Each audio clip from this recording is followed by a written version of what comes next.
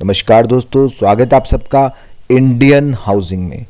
आज के वीडियो में हम जानेंगे बंधन बैंक होम लोन स्कीम के बारे में। बंधन बैंक से आप होम लोन कैसे ले सकते हैं, एलिजिबिलिटी क्राइटेरिया क्या है, क्या इंटरेस्ट रेट है, क्या क्या डॉक्यूमेंटेशन आपको प्रोवाइड करनी पड़ेगी और इसके अलावा आपको क्या क्या चार्जेस भरने पड़ेंगे। और दोस्तों, आपको हमारे चैनल पे ऑलमोस्ट सभी बैंक्स के होम लोन स्कीम्स पे वीडियोस मिल जाएंगी। होम लोन लेने से पहले एक बार उन वीडियोस को ज़रूर देख लें और बेस्ट स्कीम को चूज़ करें। इसके अलावा अगर आपको किसी और लोन स्कीम के बारे में जानना है तो आप हमारे दूसरे चैनल पे विजिट करिए जिसका नाम है हिंदी बैंकिंग, और उस चैनल का लिंक भी आपको मिल जाएगा नीचे डिस्क्रिप्शन बॉक्स में। और दोस्तों, अगर आप चैनल पे नए हैं तो चैनल को सब्सक्राइब कर दें, बेल आइकन को दबा दें ताकि आपको हमारे वीडियोज़ के नोटिफिकेशंस मिलते रहें। तो चलिए शुरू करते हैं।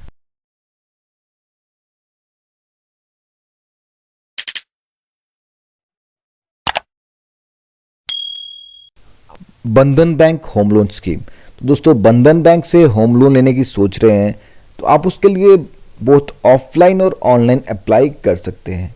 ऑफलाइन के लिए तो आप किसी भी अपनी नियरेस्ट ब्रांच में जा सकते हैं, बट अगर आप ब्रांच विजिट नहीं करना चाहते हैं या लेटर ऑन आप बाद में विजिट करेंगे, या आप चाहते हैं कि मेरा पहले घर से एक बार प्रोसेस हो जाए उसके बाद में मैं सारी चीज़ें आगे करूं, तो उसके लिए लिंक मैं आपको नीचे डिस्क्रिप्शन बॉक्स में दे दूंगा। उस लिंक पे आप विजिट करेंगे तो ये सिंपल सा सिंगल पेज का फॉर्मेट खुल के आ जाएगा। इसमें आपको अपना नाम भरना है, ईमेल आईडी भरनी है, मोबाइल नंबर, पिन कोड और सिटी को सिलेक्ट करना है और सबमिट पे क्लिक कर देना है। ये फॉर्मेट खुलने के बाद आप इसको अप्लाई करेंगे तो ये जो एप्लीकेशन सबमिट करने के बाद बैंक के पास आपका एप्लीकेशन चला जाता है। बैंक आपसे अपॉइंटमेंट फिक्स करेगा, आपसे मीटिंग करेगा, आपको स्कीम के बारे में समझाएगा, आपसे डॉक्यूमेंटेशन लेगा और आपका एप्लीकेशन जो है वो प्रोसेस हो जाएगा। तो इस चीज़ पे हम ज़्यादा लंबी डिस्कशन नहीं करेंगे क्योंकि ये सिंपल सी डिटेल्स हैं जो आपको भरनी है और सबमिट कर देनी है। होम लोन स्कीम का पर्पस क्या रहेगा? तो आप अपनी किसी भी हाउसिंग रिलेटेड रिक्वायरमेंट को पूरा करने के लिए बंधन बैंक से होम लोन ले सकते हैं। बी इट कंस्ट्रक्शन, आपके पास ऑलरेडी प्लॉट है, उस पर कंस्ट्रक्शन करना चाहते हैं, प्लॉट खरीदना चाहते हैं या प्लॉट खरीद के उस पर कंस्ट्रक्शन करना चाहते हैं, फ्लैट ले रहे हैं, कोई किसी का घर ले रहे हैं, बना बनाया घर ले रहे हैं, किसी ने घर बनाया हुआ है उसको खरीद रहे हैं, नया या पुराना घर, नया या पुराना फ्लैट, अंडर कंस्ट्रक्शन कोई बिल्डिंग है उसमें फ्लैट खरीद रहे हैं, तो कोई भी आपकी होम लोन रिलेटेड रिक्वायरमेंट है उसको पूरा करने के लिए आप इस लोन स्कीम का लाभ उठा सकते हैं। इवन कि कोई रिपेयर या रेनोवेशन करवाना चाहते हैं, एग्जिस्टिंग होम लोन को टेक ओवर करवाना चाहते हैं बंधन बैंक से, तो कोई भी आपकी रिक्वायरमेंट हो सकती है, उसको पूरा करने के लिए आप बंधन बैंक से होम लोन ले सकते हैं। एलिजिबिलिटी क्राइटेरिया, तो होम लोन अगर आप किसी भी बैंक से ले रहे हैं, चाहे आप सैलरीड हैं या नॉन सैलरीड है, आप होम लोन ले सकते हैं, बट आपके पास कोई स्टडी सोर्स ऑफ इनकम होना चाहिए, आपकी कोई रेगुलर इनकम होनी चाहिए और उस इनकम का इनकम प्रूफ होना चाहिए, तो आप इस लोन स्कीम का लाभ उठा सकते हैं। और उसके लिए क्या क्या प्रूफ चाहिए जो आगे मैं आपको डॉक्यूमेंट सेक्शन में बताने वाला हूं। एज की बात करें तो minimum age of application 21 years, mostly सभी बैंकों ने 21 ईयर्स मिनिमम एज रखी है। वैसे इंडिया में अगर आपको कोई भी लोन लेना है तो कम से कम आपकी एज 18 ईयर्स होनी चाहिए। 18 ईयर्स से पहले आप कोई भी लोन नहीं ले सकते। 21 ईयर्स इसकी एज रखी गई है और मैक्सिमम एज है 65 ईयर्स और द एज ऑफ रिटायरमेंट, जब आपकी अगर आप किसी जॉब में हैं आपकी जो रिटायरमेंट एज है वो मैक्सिमम एज रहेगी। अगर आप नॉन सैलरीड हैं तो आपको 65 ईयर्स तक का टाइम मिल जाएगा इस लोन को रीपे करने के लिए। लोन डॉक्यूमेंटेशन, तो डॉक्यूमेंटेशन में प्राइमरी जो डॉक्यूमेंट्स रहते हैं वो आपका केवाईसी रहता है। केवाईसी में आपका एड्रेस प्रूफ जैसे कि passport, piped gas connection bill, electricity bill, landline telephone bill या कोई भी आपके पास वैलिड एड्रेस प्रूफ है, पासपोर्ट भी हो सकता है।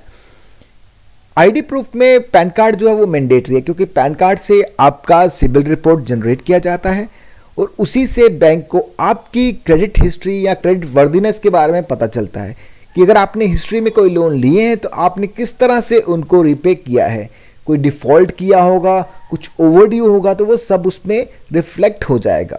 और जिस केस में अगर कोई डिफ़ॉल्ट रहता है या कुछ सेटलमेंट रहता है तो बैंक थोड़े हेजिटेंट हो जाते हैं उस नया लोन देने के लिए। कई बार ऐसा होता है कि आपका कोई लोन ओवरड्यू दिखा रहा होता है बट आपने लोन क्लियर कर दिया है, तो उस केस में आप उस बैंक से एनओसी ले सकते हैं। और कई बार गलती से ऐसा भी होता है, कुछ लोगों ने लोन लिए नहीं होते हैं पर फिर भी उनकी सिबिल रिपोर्ट में रिफ्लेक्ट करते हैं, तो उस केस में आप सिबिल के कस्टमर केयर हेल्पलाइन पे फ़ोन कर सकते हैं। अपना एक कंट्रोल नंबर होता है जो हर एक कस्टमर का अलग होता है, तो उस कंट्रोल नंबर को बता के आप अपनी सिबिल में करेक्शन भी करवा सकते हैं। उसके अलावा आपको देने होंगे इनकम प्रूफ। तो इनकम प्रूफ डिपेंड करेगा आपके प्रोफेशन पे। सैलरीड है तो लास्ट 6 मंथ की सैलरी स्लिप वही आपका इनकम प्रूफ रहेगा, along with form 16 last 2 years का।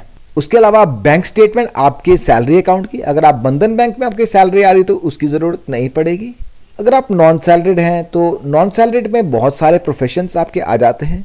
आप एग्रीकल्चरिस्ट हैं, बिजनेसमैन हैं, सेल्फ एम्प्लॉयड प्रोफेशनल हैं like CA, doctor, engineer, chartered accountant, या कोई स्मॉल शॉपकीपर है, फ्रूट वेंडर हैं, कुछ भी आप काम करते हैं, आपके पास रेगुलर सोर्स ऑफ इनकम होना चाहिए विद वैलिड इनकम प्रूफ।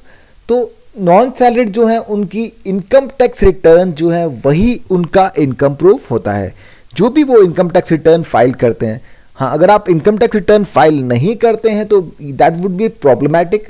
इसलिए मैं सभी को सजेस्ट करता हूँ, आप कुछ भी प्रोफेशन आपका, कहीं से भी सोर्स है आपका इनकम का, आप उसकी आईटीआर ज़रूर फाइल करें, वो आपको लोन लेने में बहुत हेल्पफुल रहता है। उसके अलावा अगर आप जो भी कोई बिजनेस एक्टिविटी कर रहे हैं उस बिजनेस एक्टिविटी का प्रूफ आपको देना होगा, like balance sheet, profit and loss statement. उसके अलावा प्रॉपर्टी डॉक्यूमेंट्स देने होंगे। प्रॉपर्टी डॉक्यूमेंट्स जो है वो डिपेंड करेगा कि आपको किस काम के लिए लोन चाहिए। तो अलग अलग काम के लिए लोन की ज़रूरत पड़ सकती है, उसके लिए अलग से आपको डॉक्यूमेंट्स देने पड़ते हैं। जैसे कि अगर आप कोई न्यू होम खरीद रहे हैं तो copy of allotment letter, buyer agreement, receipt of payment made to the developer. अगर आप रीसेल होम ले रहे हैं, किसी से सेकेंड हैंड होम ले रहे हैं, तो title deeds, previous chain of documents, encumbrance certificate रहता है जिसमें पूरा लास्ट 13 ईयर्स का रहता है कि किस किस की ओनरशिप थी, या किसी का एग्जिस्टिंग राइट तो नहीं है उस प्लॉट पे या उस प्रॉपर्टी पे जो भी आप खरीद रहे हैं। कॉपी ऑफ एग्रीमेंट, क्योंकि जब भी आप परचेज करते हैं, चाहे आप प्लॉट परचेज कर रहे हैं, फ्लैट परचेज कर रहे हैं, तो उस केस में एग्रीमेंट रहता है। तो एग्रीमेंट की कॉपी आपको देनी पड़ेगी, क्योंकि एग्रीमेंट पे जो होता है वो एग्रीड प्राइस होता है कि दो लोग कितने प्राइस पे एग्री हुए हैं, वो एग्रीमेंट देना पड़ता है। उसके अलावा जैसे कि आप फ्लैट खरीदते हैं तो उस केस में आपको ट्राईपार्टेट एग्रीमेंट देना पड़ता है। ट्राईपार्टेट एग्रीमेंट में 3 पार्टीज इन्वॉल्व होती हैं, एक सेलर, एक बायर और एक बैंक, जिसमें जो सेलर होता है वो इंश्योर करता है बैंक को कि ये मॉर्गेज करेगा बैंक के नाम से जैसे आपकी प्रॉपर्टी ट्रांसफर होगी। तो कंस्ट्रक्शन के लिए आपको प्रॉपर्टी के टाइटल डीड्स चाहिए होंगे, कंस्ट्रक्शन का एस्टीमेट चाहिए होगा, एनओसी चाहिए होगी, परमिशन चाहिए होगी। तो ये सारी चीज़ें आपको प्रोवाइड करनी होंगी at the time of loan application. आप अगर नहीं भी समझ पाए तो बिल्कुल भी वरीड ना हो। डॉक्यूमेंट्स के डिटेल आप मुझे नीचे कमेंट बॉक्स में कमेंट करके पूछ सकते हैं। इसके अलावा आप जब भी बैंक में जाएंगे तो बंधन बैंक आपको बहुत अच्छे तरह से इस चीज़ को समझा देगा कि प्रॉपर्टी के लिए आपको कौन कौन से डॉक्यूमेंट्स देने हैं। लोन टेनर, तो मिनिमम टेनर जो रखा गया 5 ईयर्स का, तो कम से कम 5 साल के लिए तो आपको लोन लेना पड़ेगा अगर आप होम लोन ले रहे हैं बंधन बैंक से। और मैक्सिमम टेनर जो है वह 30 ईयर्स का है। ये ऑलमोस्ट सभी बैंक्स का सेम है। मैक्सिमम टेनर ऑलमोस्ट सभी बैंक्स का सेम है, मिनिमम कम ज़्यादा हो सकता है, बट मैक्सिमम जो 30 ईयर्स है सभी बैंक्स का। 30 ईयर्स से ज़्यादा आप इस लोन को नहीं चला सकते, और 30 ईयर्स काफ़ी बड़ा टाइम होता है, बट डिपेंड करता है आप कौन सी एज में लोन ले रहे हैं, उसके हिसाब से आपको लोन मिलेगा। जैसे 65 मैक्सिमम है, तो अगर आप 40 ईयर्स में लोन लेते हैं, 40 + 25 = 65, तो उस केस में आपको 25 ईयर्स का ही रिपेमेंट पीरियड दिया जाएगा। तो ये डिपेंड करता है आप कितनी एज में लोन को अवेल करते हैं, उसी के हिसाब से आपको पीरियड मिलेगा। मैक्सिमम लोन अमाउंट, तो होम लोन में यूजुअली देखेंगे आप कोई भी मैक्सिमम लोन अमाउंट नहीं होता है। ये डिपेंड करता है आपकी प्रोजेक्ट कॉस्ट पे, आपकी रिपेइंग कैपेसिटी पे। ये दोनों चीज़ों पे डिपेंड करता है कि आपको कितना लोन दिया जाएगा। सबसे पहले तो आप देखेंगे कि आपके जो प्रोजेक्ट आप बनाने वाले हैं उसकी टोटल कॉस्ट कितनी है, या आप फ्लैट खरीदने वाले हैं उसकी टोटल कॉस्ट कितनी है, या कोई प्लॉट खरीद रहे हैं उसकी टोटल कॉस्ट कितनी है। उसके बाद में उसमें से माइनस मार्जिन किया जाएगा, जो कि बंधन बैंक ने 10% मार्जिन रखा है, तो 10% मार्जिन माइनस होगा।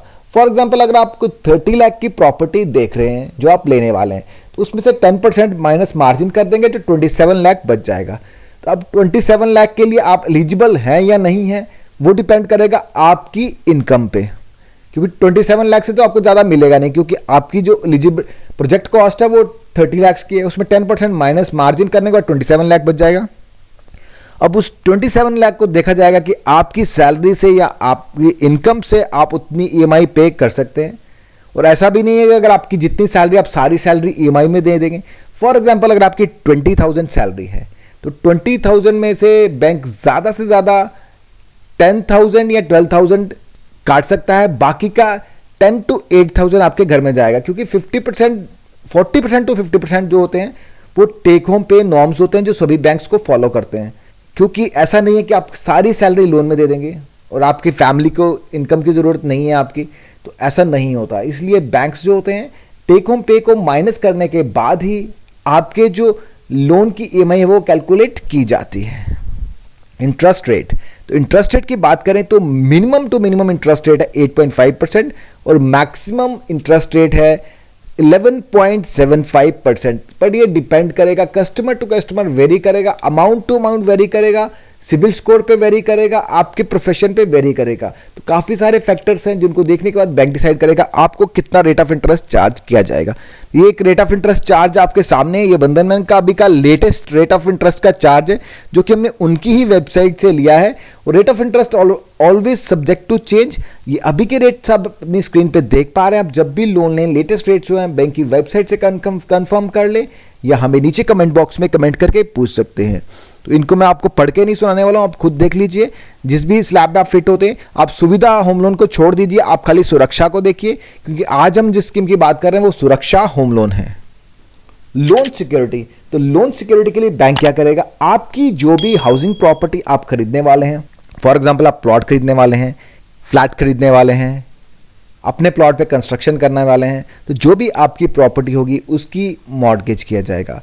उसके जो ओरिजिनल टाइटल डीड्स हैं वो बैंक के पास रहेंगे और जो भी मॉर्गेज पॉसिबल होगा इक्विटेबल और रजिस्टर्ड मॉर्गेज वो किया जाएगा। बट बैंक्स भी यूजुअली इक्विटेबल मॉर्गेज प्रेफर करते हैं, क्योंकि इक्विटेबल मॉर्गेज में चार्जेस बहुत कम रहते हैं बट रजिस्टर्ड मॉर्गेज के चार्जेस थोड़े ज़्यादा रहते हैं। तो बट ये डिपेंड करेगा, कुछ जैसे रूरल एरियाज़ में इक्विटेबल मॉर्गेज पॉसिबल नहीं होती है, वहाँ पर ज़्यादातर रजिस्टर्ड मॉर्गेज की जाती है। बट ये कुछ क्लियर कट नहीं है, डिपेंड करता है, प्रॉपर्टी टू प्रॉपर्टी वेरी करता है। आपकी प्रॉपर्टी का मॉर्गेज किया जाएगा, आपके टाइटल डीड्स जो हैं वो बैंक के पास रहेंगे जब तक कि आप सारा लोन रिपे नहीं कर देते। जब आप सारा लोन रिपे कर देंगे तो आपके डॉक्यूमेंट्स आपको एज इट इज लौटा दिए जाएंगे। लोन चार्जेस, तो लोन चार्जेस में सबसे पहले प्राइमरी कंपोनेंट रहता है प्रोसेसिंग फी, जो कि डिपेंड करता है आपके लोन अमाउंट पे, आपकी प्रोफाइल पे, और इसमें आप बार्गेनिंग भी कर सकते हैं। यूजुअली प्राइवेट बैंक्स हैं इनके साथ आप इन चीज़ों पे बार्गेनिंग कर सकते हैं। प्रोसेसिंग फी में 0.25% to 1% depending upon the scheme, तो डिपेंडिंग ऑन द स्कीम 0.25% से लेकर 1% तक ऑफ लोन अमाउंट के चार्जेस आपको देने पड़ेंगे। Non refundable login fees 3500 plus GST. उसके बाद में आपकी प्रॉपर्टी का एक वैल्यूएशन किया जाता है, जो भी आप प्रॉपर्टी खरीदने वाले हैं या कंस्ट्रक्शन करने वाले हैं उसका वैल्यूएशन किया जाता है बैंक के अप्रूव्ड वैल्यूअर के द्वारा, और एक वैल्यूएशन रिपोर्ट बनाई जाती है, उसका चार्जेस कस्टमर को बेयर करने पड़ते हैं।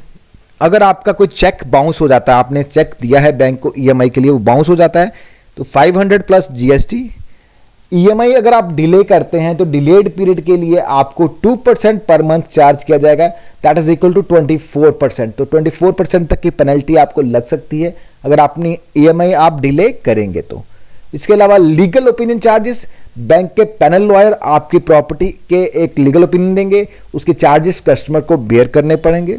उसके अलावा स्टैंप ड्यूटी जो भी आपकी स्टेट में अभी एप्लीकेबल होगी, क्योंकि ये स्टेट टू स्टेट वेरी करती है, आपकी स्टेट में जो भी स्टैंप ड्यूटी एप्लीकेबल होगी वो भी आपको भरनी पड़ेगी। तो दोस्तों ये था बंधन बैंक होम लोन स्कीम। कैसा लगा आपको आज का ये वीडियो, कमेंट बॉक्स से कमेंट करके जरूर बताएं। अगर आपको ये वीडियो पसंद आए तो वीडियो को लाइक करें, चैनल को सब्सक्राइब करें। Thank you for watching.